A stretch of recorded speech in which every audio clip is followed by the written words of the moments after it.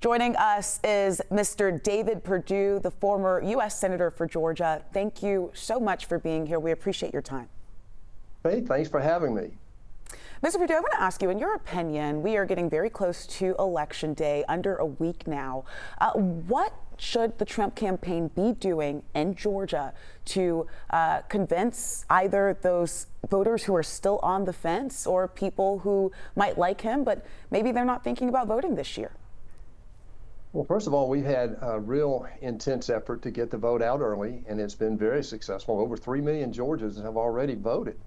And just like 2020, I believe that this year, 2024, we will have a record number of people vote in Georgia. And that's what we all want. We want an open and fair, transparent election where every registered voter legally will vote. And so what President Trump is doing is coming to Georgia. He's been here frequently. He's going to make one more stop, hopefully Sunday night.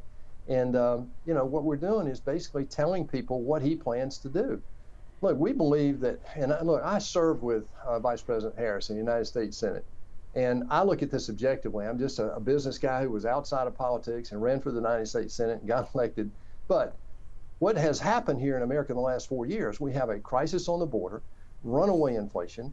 We took away our energy independence. We gave that away to Putin and Iran and Venezuela. And so what we've got now is something that needs to be fixed. So Kamala broke it, and we believe that President Trump will fix it again. So what he's trying to do is get his message of manufacturing renaissance, rebuilding the American supply chain, and focusing on the American worker who has been failed by the Democrats. So this is what we're doing to try to convince those that have not voted yet. My encouragement for everybody, Faith, regardless of who you're voting for, and I happen to believe there's only one real choice. It's an extremely clear choice. But you got to vote. You get busy and all that, and I would encourage everybody to vote early. We still have a couple days this week in Georgia. I would encourage everybody to vote early, but if you don't get that done, then by all means, make sure Tuesday you develop a plan and vote. Mr. Perdue, I want to ask you about your run for the Senate, your second run for the Senate in 2021. You lost to Democrat Jon Ossoff in that runoff by just under 55,000 votes, right? That race very, very tight. Let me ask you this. What do you think your campaign got wrong in Georgia? Well, first of all, we won that election in the first election in November by about 88,000 votes, Faith. We missed the runoff in Georgia by a few thousand votes. So we're not looking back at that. I think what I've tried to advise President Trump is to tell people about his record and then focus on what we need to do the next 4 years to clean up this mess that the Biden-Harris administration has left us. If you look Senator, at the first 4 years, I mean, people say, well, what are we going to get? Well, with Donald Trump, you know what you're going to get. And I know what you're going to get with Vice President Harris. But with Donald Trump in the first 4 years, we became energy indefendent. We focused a turnaround after 8 years of lowest economic output. Senator Perdue, I just want to jump in here and President just Trump, ask.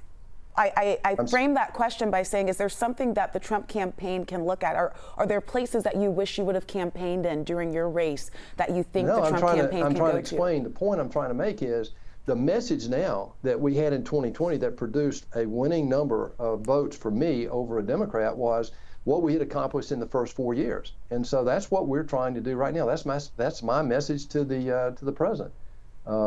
And going forward, it's pretty obvious. I mean, we've got to clean up the border. We've got to become energy independent again, get the economy going, and focus on rebuilding this manufacturing strength that we've enjoyed for the last 100 years. Thank you for that. I also want to ask you this. Back in 2020, we saw a lot of, you could call it chaos in here post-election. You've said the election in 2020 was rigged and stolen. Today, do you still believe that? Look, the facts are the facts. And what has happened in America is that the media has never let the facts come out. We had 62 cases around the country, and not one of those got to put their facts in front of a judge because of pretty much administrative things. Our Georgia Supreme Court said that I did not have legal standing to bring a case against the county election board. I'm not here to talk about what happened in the past. What people are interested in right now is what's going to happen next Tuesday. But I do want to push back on that a little bit. Do you still believe that the election, Senator Perdue, do you believe that the election was rigged and stolen? That was the question. Faith, I'm trying to answer your question. The facts are that in November of 2020, I produced 88,000 more votes, almost 2 points more than the Democrat. And that's those are the facts that never came out in the election. We have a law in Georgia, one of only 2 states that require a runoff. And so my focus right now is not to look back, neither is Donald Trump's. What we're trying to do is present a case to the American people to make a good decision for the future of our country. The fact that the media like you want to relitigate something that happened 4 years ago. I'm not trying to relitigate. I'm not a lawyer. I'm just a journalist asking a question. There's no litigation going on here, Senator Perdue. We were just asking the question because I also wanted to ask you, given, and obviously Georgia has a runoff law. Not every state has that, and every person who does not hit that threshold has to go through that. But Mr. Perdue, I ask you the question because if we run into something similar, if the race is very tight again this year, is there going to be an issue if Mr. Trump loses? Will you accept that? Well, first of all, there is no runoff for in a presidential election. I understand that. I'm not saying if there's a runoff. I'm saying that if the results come out and he is not declared the winner in Georgia, will you accept that? The president has answered that multiple times, and I'll give you his answer. But I'm asking you, Senator Perdue, because you were the senator of Georgia. You have a lot of people who have a lot of people who listen to you here in Georgia. And so we want to hear from our former senator. If Mr. Trump does not win this election, would you accept those results? Faith, I've just answered the question again. And you want to probe on this? I'll give you the straight up answer. The answer is we're doing everything we can to make sure this is a fair, legal, and transparent election. And President Trump said he would support any legal election. Okay. It wasn't not a clear answer, but we'll It's exactly the question you asked, and I gave you the answer. It was a yes or no question. This is the combative type It was a yes or no question, but that's okay. We can move on. We can move on. Let me ask you this. You want to tape this? You want to send it live? I don't care. But I answered your question. You don't want to debate it? Then let's have another session. I'd be happy to debate all these issues with you. And we'll absolutely take you up on that. We'd love to have you back on the show. But I want to move on to my next question. While you were in the Senate, you were able to reach across the aisle. I know one bill that didn't necessarily pass throughout all of Congress, but it did pass through the Senate, was the Methamphetamine Response Act of 2020 that was sponsored by the late Senator Dianne Feinstein. Can you talk about just moving forward? It seems like the Senate, Congress has kind of been divided. You were a part of people who were able to reach across the aisle on something that means so much to Georgians. What is your word of advice for this new era of people who will be in Congress come 2025? Let me tell you what people care about.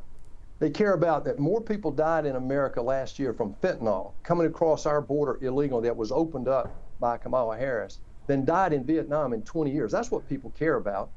Yes, I work bipartisan to get things done for America. We got our port deepened because of some Democrats that voted with us to support that.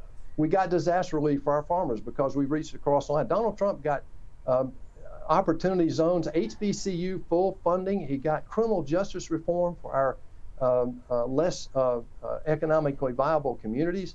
So yeah, this is what has to happen going forward. But somebody's got to put a plan out that actually makes sense. And that's what we did back in 2017 when we created one of the best economic turnarounds in U.S. history. I fully expect that this time if Donald Trump is elected. Mr. Perdue, I want to ask you this. I know that you've kind of laid low out of politics. You've been kind of focusing on private life. But if that call comes, Mr. Trump wants you to be a part of his team, following in the footsteps of your cousin. Are you prepared for that? What's your pitch to the Trump campaign here?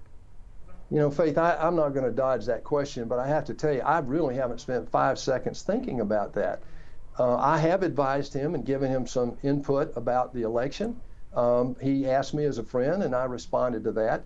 But going forward, there are a lot of qualified people. You look at who he put in place in the first administration compared to the people in those jobs today, and you'll see that in another month or two, and a lot of good names will start coming out after he wins this election. And let me ask you this, 2026 is coming. Would you ever consider doing another governor's run here in Georgia? Listen, the only reason I ran in 2014 was that I believe that my Heavenly Father put that on my heart, and we did everything we could. Honestly, I didn't know whether we'd win or not. I never say no to anything, but I tell you this, I think I'm done with politics. There are a lot of good people out there in Georgia coming along. We've got a much better bench on the Republican side than the Democrat side.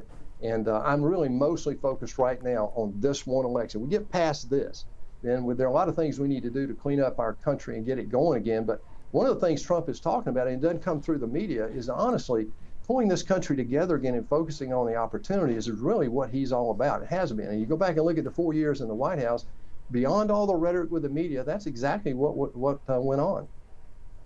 Is there anybody on your short list? I'm pressing here just a little bit for 2026. Anybody that you would think would make a great governor? Or would you put your support behind Governor Kemp? Or actually, Governor Kemp can't run again, so that doesn't make sense. No, listen, after I ran against Governor Kemp, I fully supported him, gave him a lot of money. I got out and worked for him. We just could not have the Democrats take over that governor's mansion. So I worked for him in that last election in 22. Look, Republicans can disagree. That's why we have primaries. But Republicans have a record of pulling together. And that's what you see going on right now in our state and in the country. Republicans are pulling together to make sure that we offer a viable option. And that's what we have right now. Look at the track record. My God, that's the issue that we have before us right now. So, yes, I'm going to support our ticket in 26, regardless of who it is, and make sure that we are developing the people in 28 to make sure we get a run for the economic policies that we proved to be successful in Trump's first election. This is not just about two individuals. It's about basic ethos of running our government in a democratic republic. Senator Perdue, thank you so much for coming on. I appreciate the heated debate. I hope we can have you back on soon. Oh, I can get a lot more heated than that, Faith. Thanks for your questions. I appreciate it. Anytime.